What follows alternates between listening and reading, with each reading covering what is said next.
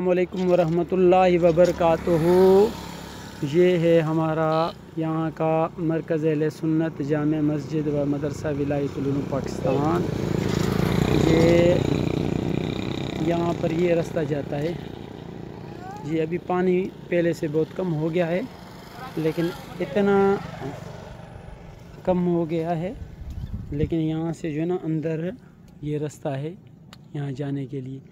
ये बिल्कुल पानी जो है ना इस तरह है, यहाँ पर जाने का बिल्कुल जो है ना वो नहीं है। और लोग यहाँ रश वगैरह नहीं कर रहे हैं, रोड पर निकले हुए हैं लोग सारे।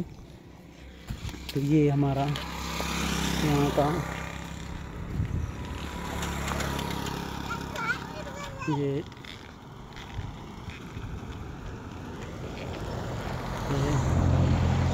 पानी है।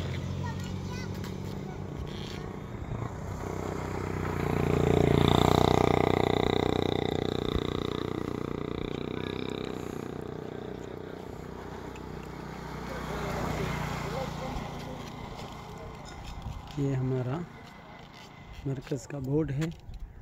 यहाँ पर इसी तरह फिर रोड के दूसरे साइड पर भी इस तरह पानी है। इस तरह अल्लाह तबारक व तआला रहम फरमाए, अल्लाह तबारक व तआला करम फरमाए।